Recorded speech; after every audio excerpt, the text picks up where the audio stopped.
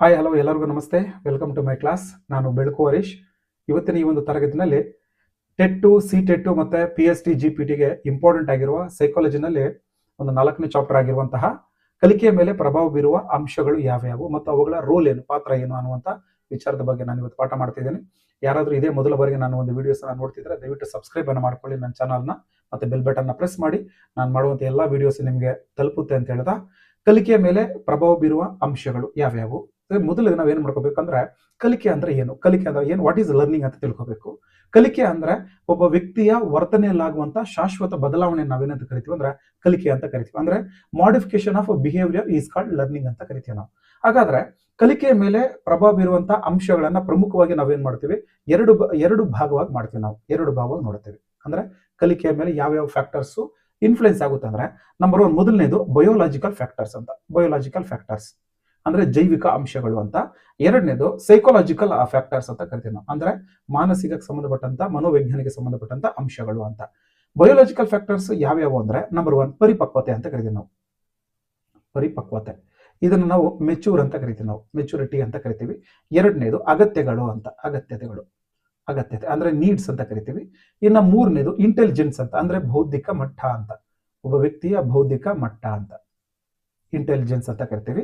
ಇನ್ನು ನಾಲ್ಕನೇದು ಮಾನಸಿಕ ಸಾಮರ್ಥ್ಯ, ಆಪ್ಟಿಟ್ಯೂಡ್ ಅಂತ ಕರಿತೀವಿ, ಮಾನಸಿಕ ಸಾಮರ್ಥ್ಯ ಅಂತ. ಮಾನಸಿಕ ಸಾಮರ್ಥ್ಯ ಇವೆಲ್ಲವೂ ಸಹ ಬಯೋಲಾಜಿಕಲ್ ಫ್ಯಾಕ್ಟರ್ಸ್, ಕಲಿಕೆಯ ಮೇಲೆ ಪ್ರಭಾವ ಬೀರುವಂತಹ ಅಂಶಗಳಲ್ಲಿ ಇವು ಬಹುಮುಖ್ಯವಾಗಿರ್ತಕ್ಕಂಥ ಅಂಶಗಳು ಅಂತ. ಓಕೆ, ಕಲಿಕೆ ಮೇಲೆ ಪ್ರಭಾವ ಅಂಶಗಳು. ಇನ್ನ ಈ ಪರಿಪಕ್ವತೆ, ಮೆಚುರಿಟಿ ಅಂತಂದ್ರೆ ಏನು ಅಂತಂದ್ರೆ, ಮೆಚುರಿಟಿ ಅಂತಕ್ಕಂಥದ್ದು ಫೇಸ್ ಆಫ್ ಡೆವಲಪ್ಮೆಂಟ್ ಅಂತ ಕರಿತೀವಿ. ಅದೊಂದು ವಿಕಾಸದ ಒಂದು ಭಾಗ. ಇಲ್ಲಿ ಏನಾಗುತ್ತೆ ಅಂದ್ರೆ 2 ತಿಂಗಳ ಮಕ್ಕಳಿಗೆ ಮತ್ತು 3 ತಿಂಗಳ ಮಕ್ಕಳಿಗೆ ನಾವು 1 ವರ್ಷ ಮಗು ಕಲಿಯುವಂತ ಕಲಿಯೋದಕ್ಕೆ ಸಾಧ್ಯವಿಲ್ಲ. ಯಾಕೆ ಅಂದ್ರೆ ಪ್ರತಿಯೊಬ್ಬ ಮಗುವಿನ ಬೆಳವಣಿಗೆಯು, ದೈಹಿಕ ಬೆಳವಣಿಗೆಯು ಮತ್ತೆ ಮಾನಸಿಕ ಬೆಳವಣಿಗೆಯು ಸಹ ಅವರದೇ ಆದ ರೀತಿಯಲ್ಲಿ ಒಂದೇ ರೀತಿಯಲ್ಲಿ ಏನಾಗುತ್ತೆ, ಬೆಳವಣಿಗೆ ಹೊಂದುತ್ತೆ. ಹಾಗಾಗಿ ಈ ಒಂದು ಮೆಚುರಿಟಿ ಅಂತಕ್ಕಂಥದ್ದು ವ್ಯಕ್ತಿ ಯಾವ ವಯಸ್ಸಿನಲ್ಲಿ ಏನನ್ನ ಕಲಿಬೇಕು, ಯಾವ ಚಟುವಟಿಕೆಗಳನ್ನ ಮಾಡಬೇಕು ಅಂತ ತಿಳಿಸ್ಕೊಡುವಂತ, ಬುನಾದಿ ಹಾಕುವಂತ ಒಂದು ಅಂಶವೇ ಪರಿಪಕ್ವತೆ ಆಗಿರುತ್ತೆ. ಇದನ್ನ ಪ್ರಶ್ನೆ ಮಾಡಿದ್ದಾರೆ.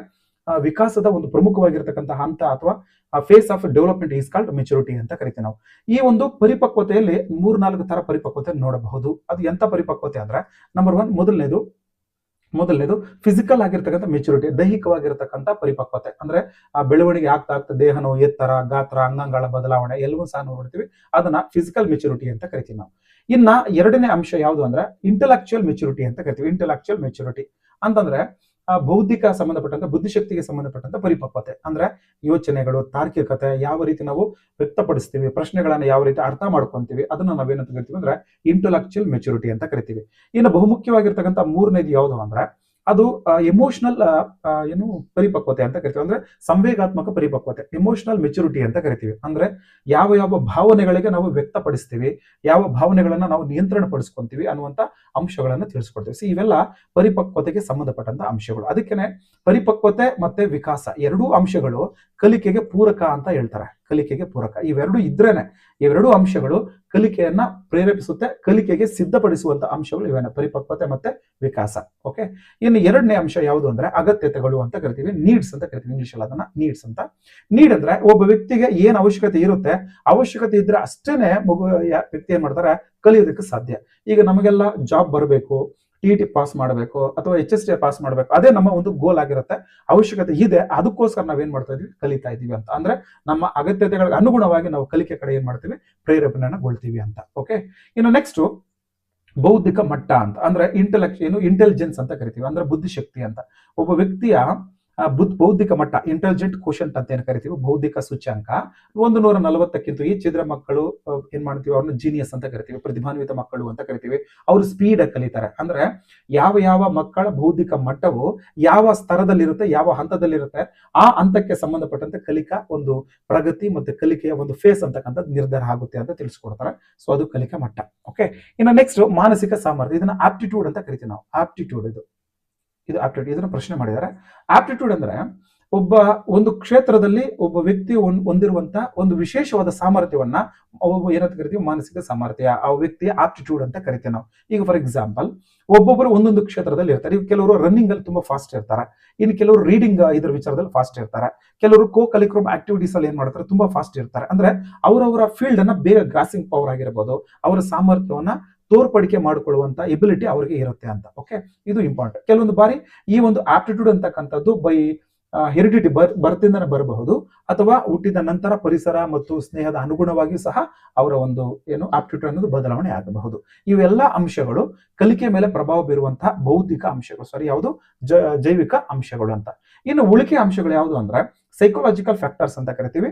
ಅದನ್ನ ಕೆಲವೊಂಬಾರಿ ಏನಂತವಾ ಪರಿಸರಾತ್ಮಕ ಅಂಶಗಳು ಅಥವಾ ಕರಿತೀವಿ, ಎಕ್ಸ್ಟರ್ನಲ್ ಆಗಿರ್ತಕ್ಕಂಥ ಫ್ಯಾಕ್ಟರ್ಸ್ ಅಂತ ಕರಿತೀವಿ. ಅಂದ್ರೆ ಎಕ್ಸ್ಟರ್ನಲ್ ಅಂತಲ್ಲ, ಸೊ ಕಲಿಕಾ ಆರ್ತಿಯ ಒಳಗಡೆನೆ ಬರುವಂತ ಕೆಲವೊಂದು ಅಂಶಗಳು ಅವು ಯಾವ್ಯಾವು ಅಂದ್ರೆ, ನಂಬರ್ 1 ಅಭಿಪ್ರೇರಣೆ ಅಂತ ಕರಿತೀವಿ, ಮೋಟಿವೇಶನ್ ಅಂತ. ಎರಡನೇದು ಅವಧಾನ ಅಂತ, ಅಟೆನ್ಷನ್ ಅಂತ ಕರಿತೀವಿ. ಇನ್ನು ಮೂರನೇದು ಸ್ಮೃತಿ ಮತ್ತೆ ವಿಸ್ಮೃತಿ ಅಂದ್ರೆ ಮೆಮೊರಿ ಮತ್ತೆ ಫರ್ಗೆಟಿಂಗ್ ಅಂತ. ಇನ್ನು ನಾಲ್ಕನೇದು ಕಲಿಕೆಯ ವರ್ಗಾವಣೆ, ಟ್ರಾನ್ಸ್ಫರ್ ಆಫ್ ಲರ್ನಿಂಗ್ ಅಂತ ಕರಿತೀವಿ. ಇವೆಲ್ಲವೂ ಸಹ ಸೈಕಾಲಜಿಕಲ್ ಫ್ಯಾಕ್ಟರ್ಸ್ ಅಂತ ಕರಿತೀವಿ ನಾವು. ಓಕೆ, ಇವುಗಳಲ್ಲಂತೂ ಯಾವ್ದಾದ್ರು ಒಂದ್ರ ಬಗ್ಗೆ ಒಂದು ಪ್ರಶ್ನೆ ಅಂತೂ ಕೇಳ್ತಾರೆ, ನಾವು ಇಟ್ಕೊಂಡಿರಿ. ಮೊದಲರಲ್ಲಿ ಮೋಟಿವೇಶನ್, ಮೊದಲನೇದು. ಮೋಟಿವೇಶನ್ ಅಂತಂದ್ರೆ ಕನ್ನಡದಲ್ಲಿ ಅದನ್ನ ಅಭಿಪ್ರೇರಣೆ ಅಂತ ಕರಿತೀವಿ ನಾವು, ಅಭಿಪ್ರೇರಣೆ ಅಂತ. ಇದು ಮೂಲತಃ ಇಂಗ್ಲಿಷ್ ಪದ ಮೋಟಿವೇಶನ್ ಅನ್ನೋದು. ಈ ಒಂದು ಮೋಟಿವೇಶನ್ ಅನ್ನುವಂತ ವರ್ಡ್ ಲ್ಯಾಟಿನ್ ಭಾಷೆಯಿಂದ ನಾವು ಏನ್ ಮಾಡಲಿ ಎರವಲು ಪಡ್ಕೊಂಡಿದೀವಿ. ಆ ಲ್ಯಾಟಿನ್ ಭಾಷೆಯಲ್ಲಿ ಅದನ್ನ ಮೂವರ್ಸ್ ಅಂತ ಕರಿತೀವಿ ನಾವು. ಲ್ಯಾಟಿನ್ ಭಾಷೆಯಲ್ಲಿ ಮೂವರ್ಸ್ ಅಂತಂದ್ರೆ ಅದರ ಅರ್ಥ ಏನಪ್ಪಾ ಅಂದ್ರೆ, ಒಂದು ವಸ್ತುವನ್ನ ಅಥವಾ ಒಂದು ವ್ಯಕ್ತಿಯನ್ನ ಚಲಿಸುವಂತೆ ಮಾಡು ಅಂತ, ಮುಂದಕ್ಕೆ ಚಲಿಸುವಂತೆ ಮಾಡು ಅಥವಾ ಮುಂದುವರಿಸಲು ಅವಕಾಶವನ್ನ ನೀಡು ಅಂತ, ಅಥವಾ ಕಾರ್ಯೋನ್ಮುಖನಾಗುವ ಅನ್ನುವ ಅರ್ಥವನ್ನ ತಿಳಿಸ್ಕೊಡುತ್ತೆ. ಓವರಲ್ ಆಗಿ ಇದನ್ನ ಪ್ರಶ್ನೆ ಮಾಡಿದ್ದಾರೆ, ಮೂವರ್ಸ್ ಅನ್ನೋದನ್ನ ಪ್ರಶ್ನೆ ಮಾಡಿದ್ದಾರೆ. ಓಕೆ, ಸೊ ಮೋಟಿವೇಶನ್ ಅಂತಂದ್ರೆ ಮೂವರ್ಸ್ ಅಂತ.